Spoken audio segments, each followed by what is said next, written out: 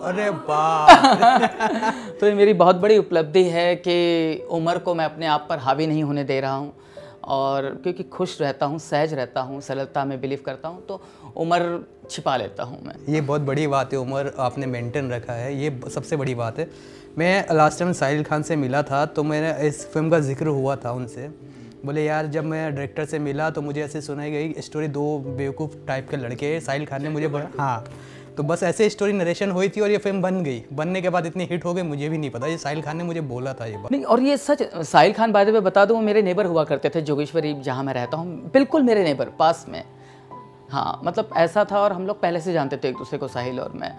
लेकिन हम लोग सेट पर मिले बहुत अरसों बाद, गैप के बाद, और हम सब जब शूटिंग कर रहे थे हमको किसी को इल्म नहीं था इस बात का कि ये फिल्म इतनी मकबूल हो जाएगी, इतनी सुपर डुपर हिट हो जाएगी। इनफैक्ट यू वोंट बिलीव, जब ट्रायल भी हुआ था तब भी यकीन नहीं हो रहा था कि फिल्म हिट हो जाएगी।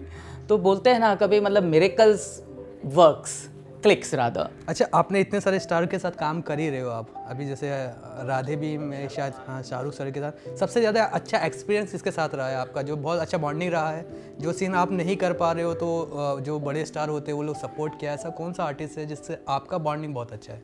देखिए, मेरा सबसे पहले तो ये मानना है, हम सबका आइडेंटिटी, हम सबका कैरेक्टर डिफरेंट होता है, और हम अच्छे तो सब अच्छे। तो चूंकि मेरे रिलेशन सबके साथ अच्छे हैं, सलमान भाई के साथ मैंने ये 8वीं बार काम किया राधे में, 8 बार काम कर चुका हूँ ऐड मिला के। और सलमान भाई मुझे बहुत पर्सनली अच्छे से जानते हैं, प्यार करते हैं, और कोशिश करते हैं कि मैं इनफैक्ट कंट्रीब्यूट करते हैं, योगदान देते हैं अपना। और बहुत मतलब ऐसे जैसे एक मेरा ऐड था, मुझे ऐड मेरे बहुत लाइक करते हैं सलमान भाई। तो मेरे 2-3 ऐड में उन्होंने बाकायदा मुझे बुला करके तारीफ़ की थी मेरी। जैसे सेंटर फ्रेश का एक ऐड मेरा बहुत सुपर डुपर हिट हुआ था, बजरंगी वाला, तो वो सलमान भाई ने बहुत मुझे प्यार दिया था उस वक्त। मतलब हम, उनकी एक फेवरेट दम बिरयानी होती है, घर में बनती है, तो वो हमने साथ में खाया था, ये उनका प्यार है।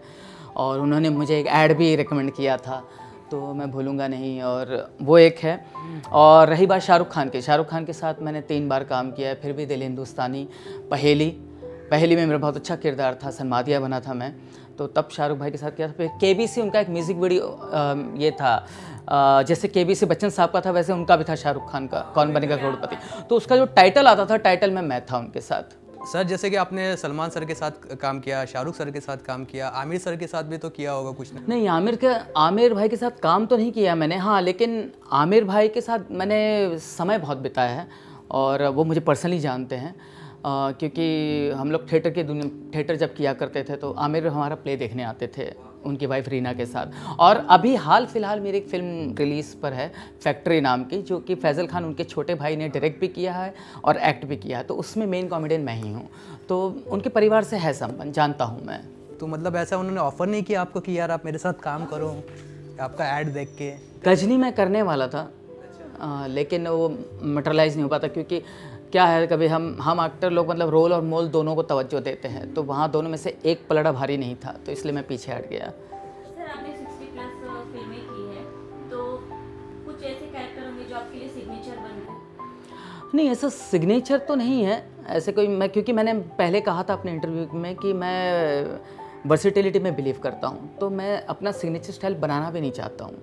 हर किरदार डिफरेंट होना चाहिए, मुख्तलिफ होना चाहिए, इस पे मैं बिलीव करता हूँ। आपकी फैमिली से चीज़ें पूछे तो आपके घर में जैसे कि आपके बच्चे हैं, तो शादी का प्रोसेस आप स्टार बनने के बाद हुआ कि ऐसी शादी हो गई थी जैसे नॉर्मल लोगों की हो जाती है? क्योंकि आप स्टार हो तो स्टारों का एक अलग अलग कहानी होती है। नहीं, पहले बात तो ये बता दूं कि मैं शादी करना ही नहीं चाहता था।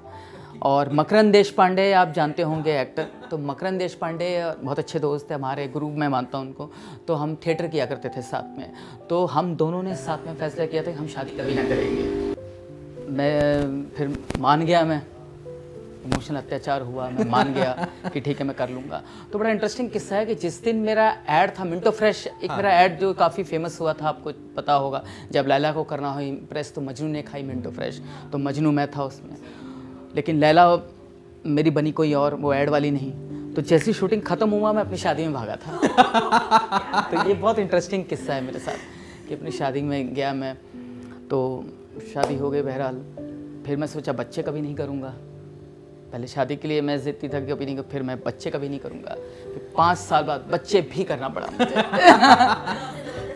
हाँ, तो अभी एक बीवी है, एक बेटा है। वाह, तो आपको क्या करें, तो ये अच्छा समाज के दायरे में रह करके चलना पड़ता है ना। तो ऐसा नहीं बोलता है कि बच्चों को जब आप फिल्म दिखाते हो अपनी या अपना आपका कैरेक्टर, पापा आप तो नॉर्मल घर में ऐसे नहीं रहते जैसे वहाँ दिखते हो, ऐसा रहा करो, मुझे ऐसे अच्छे लगते हैं? नहीं, एक्चुअली क्या है ना, हम बचपन से कोई भी, मेरे ख्याल से नॉट ओनली एन एक्टर, जैसा जिसका जो प्रोफेशन होता है बच्चा वैसे पलता है और बच्चा समझदार हो जाता है फिर। तो बच्चे को पता है कि जैसे अभी फॉर एक बहुत अच्छा एग्जांपल देता हूँ, अभी बीच में मेरी फिल्म की एक स्क्रीनिंग थी तो उसमें मुझे मारा जाता है। तो डायरेक्टर बोला कि तुम्हारे बेटे को बहुत बुरा लगा होगा। तो इससे पहले कि मैं बोलूँ, बेटा बोलता है अरे ये तो सिनेमा है। तो बच्चे आजकल के बहुत समझदार हो गए, जबकि सिर्फ 10 साल का है। तो बच्चे बहुत समझदार हो गए, दे नो। अभी जब 16 साल का होगा या 14 साल का, उसकी गर्लफ्रेंड आप ढूंढोगे कि उसको ऊपर छोड़ दोगे भाई देख ले? नहीं, मेरा मानना है अपने आप को इंडिपेंडेंट लाइफ जीना चाहिए हर एक को, फिर चाहे कोई भी हो। मैं बच्चे पर भी कोई इम्पोज नहीं करना चाहता, उसे जो बनना हो बने। हाँ, लेकिन मेरा सपोर्ट ज़रूर रहेगा उसे, अगर वो डिज़र्व करता है तो।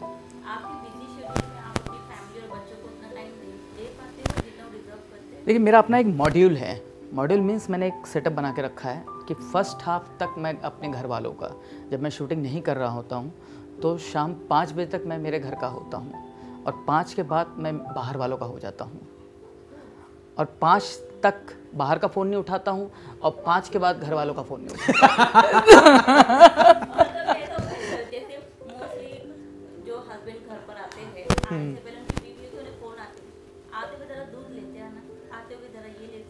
नहीं नहीं, मैं क्योंकि बोल ही नहीं सकती है, जब उन लोग सो जाते तब मैं पहुंचता हूँ घर। मतलब बोल के भी फायदा नहीं कुछ। हाँ, सोने के बाद जाता हूँ, क्योंकि क्या है, जगा हुआ देखूंगा तो फिर मैं सो नहीं पाऊंगा, इसलिए वो सो जाते हैं तब मैं जाता हूँ। और आपकी लाइफ का सबसे गंदा वक्त रहा जब भी स्ट्रगल पीरियड हो, या आपकी स्टार्टिंग की जर्नी हो, या फादर के जाने के बाद, या जो भी रहा, सबसे गंदा वक्त आपका जो आपको याद आता तो हमेशा रोना आता है, मतलब आपको ऐसा लगता नहीं यार ये वक्त रुक जाए?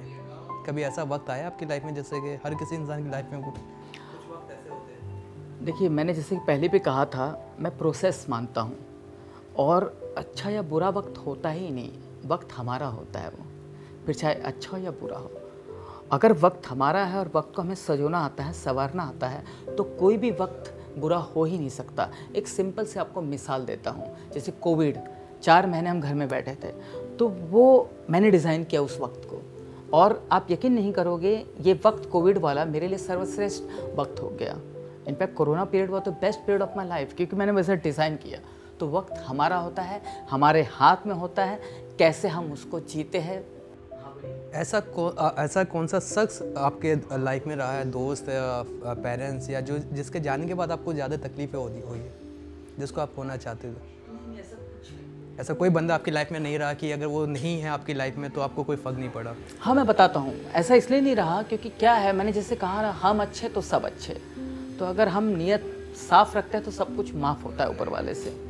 तो मैंने अपनी नीयत में कभी खोट नहीं आने दी, और यही वजह है कि अगर कोई आदमी मेरे लिए शायद अच्छा ना हो, नेगेटिव हो, तो नेगेटिविटी अपने आप निकल जाती है, दूर हो जाती है, तो मुझे उसे निकालना नहीं पड़ता, खुद ब खुद ऐसा कुछ कुदरत का फलसफा होता है कि वो दरकिनार हो जाता है। ओह, क्या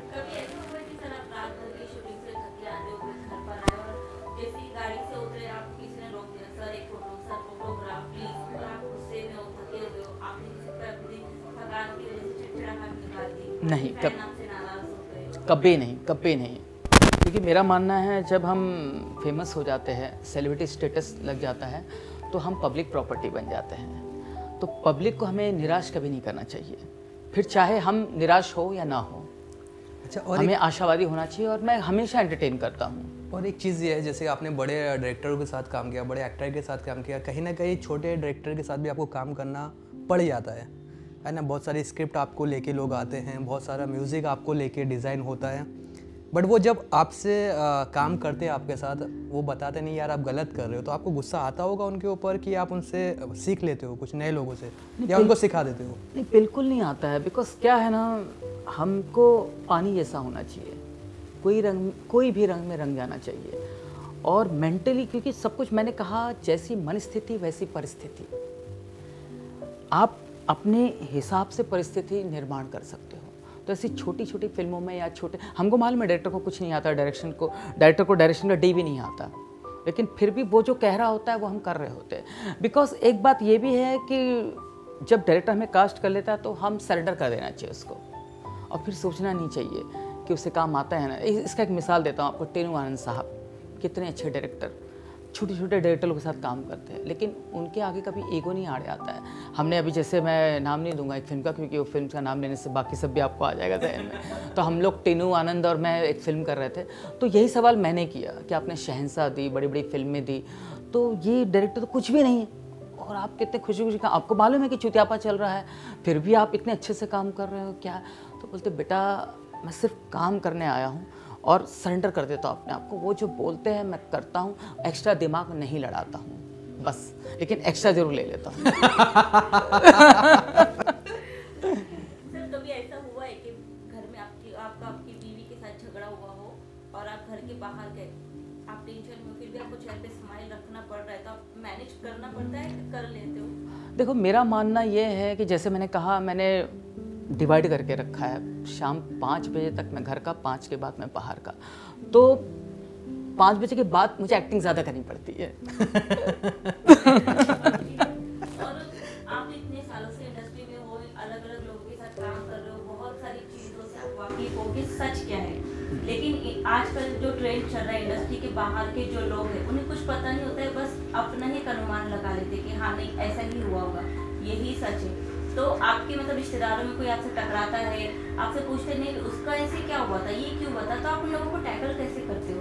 देखिए जाहिर सी बात है, इंसान प्रवृत्ति ऐसी रहती है कि ख्याली पुलाव पकाते रहते हैं, तो ऐसे बहुत से लोग अपने एक उलसुलूल कहानियाँ बनाते रहते हैं, किस्से कहानियाँ चलते रहते हैं, और वो लोग क्रॉस चेक भी करते हैं सामने आकर के कभी कभी।